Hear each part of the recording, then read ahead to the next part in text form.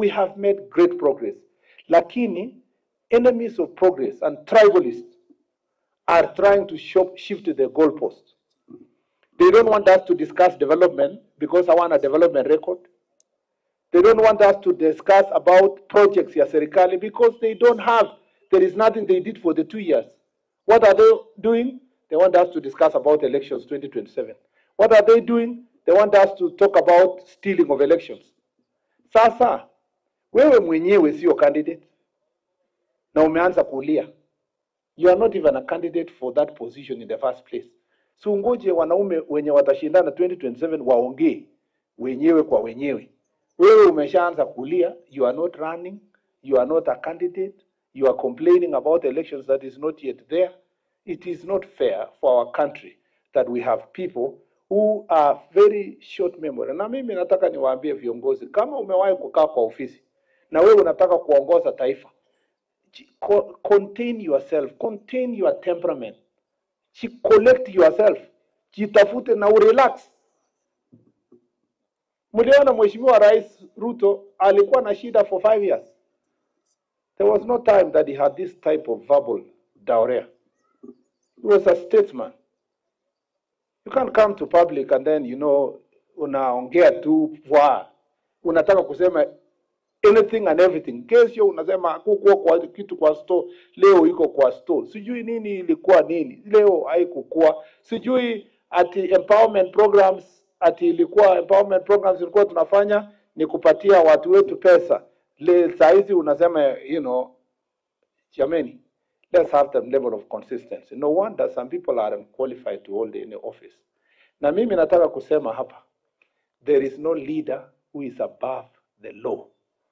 There is no leader who is above the law. And every leader, if you have your political problem, don't turn your personal political problem to be a national crisis. You are an individual, and we will deal with you and deal with you decisively. Because the safety of this country is not something we are going to play around with. Mara nyingi, kwa nini impunity inaendelea kwa nchi? Ni kwa sababu we overlook the things some people do. Kuna watu siku ngine juzi, wakati tunataka kupanga mambo ya kulete order in the country, wanaenda shamba ya former president wanaipa mbuzi na kondoo. Wakati last year young people wana protest kwa mambo ya finance bill because they have a right to do so, wanaenda pale, wanaenda kulete goons, wanataka kuchoma bunge na kusema ati Ruto must go. Sasa wameona hiyo haikufanya kazi, ndio sasa wamerudi, saa hizi wameanza kusema kutakuwa na vita 2027 because he was not punished for stealing mbuzi, he was not punished for wanting to ban parliament. Now he wants to ban the entire country in 2027. I want to say this, we will be very decisive in dealing with all these inciters and planners of violence. We will not give them a chance. And I want to tell all these politicians, we will track you everywhere you go, see what you are doing, come for the meetings you are holding. We will not allow you to have a free space to operate on matters of violence. Muko kwa rada ya serikali usiku na mchana. You gotta just know that. And I want to warn people's children, including recently elected leaders, who are following merchants of violence and chaos, and who are planning violence for our country, that you better run away. Because when we come for the planners, we will also come for you for supporting violence. You better choose peace, because this country must live in peace.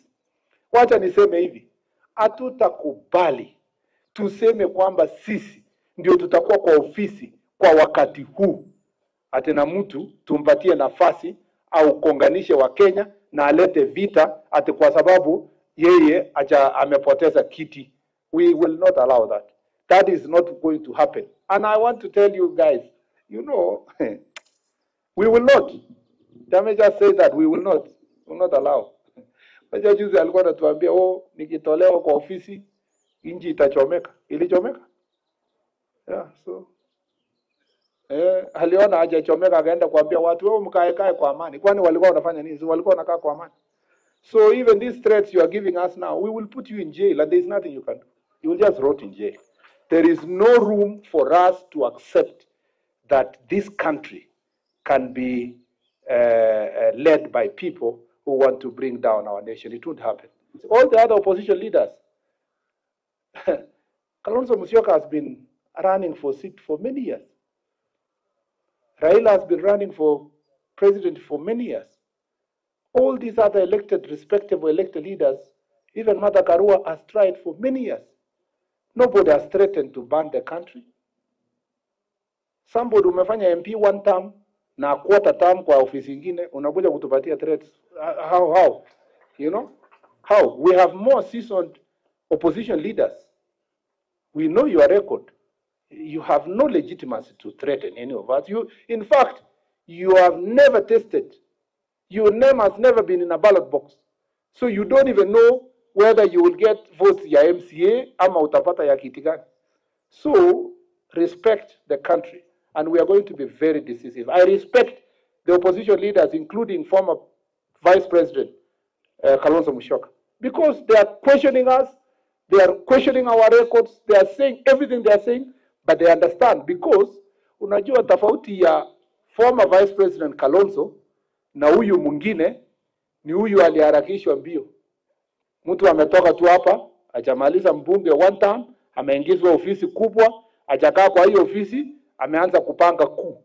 Ndio huyu ameanguka. Maisha ya kama ile ya Simon Makonde. Lakini wale wazee wengine wenye walitoka chini kila Kalonzo kuwa assistant minister, wakakuwa nini, wakakuwa ministers kwa serikali, wanaelewa what it means to keep a country together. Because hiyo ni watu wamezunguka, wameona what's happening in the world. Lakini hii mbio ya kukimbizwa kama moto ya masakari ndio inaleta hasara katika taifa. And we will put it to a stop, and tutaweka break yenye itakwama na itakwama permanently.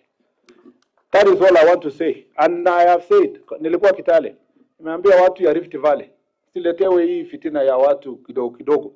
Hapa kabila zote ziko, rangi yote, dini yote, kila mtu aombe kura yake na aombe kwa chama yoyote yenye anataka. We will guarantee you that you can support government or criticize government. That is your right. But we want everybody in this country to live in peace. Sitaki kusema kupita hapo. Nataka tuongezea kusema nitarudi hapa kwa jukwaa la usalama. Tumefanya 14 counties. It has been a very successful conversation on matters of security and service delivery. In another 1 month or so, nitakuja hapa Nandi, tutaketi na viongozi wetu wote, tutakubaliana vitu yenye nataka tumalize. Kuna shida kidogo tulikuwa nayo hapa Nandi ya pombe kidogo here, lakini I want to thank the county commission and her team. They are doing a very good job to make sure that we sort this issue. Ninawaomba tupatie support our leaders ambao wa grassroots, especially chief na assistant chief. We want to sort all these problems ya pombe kutoka mashinani, kutoka sublocation. Na mtusaidie tushikane pamoja, tupeleke nchi yetu mbele.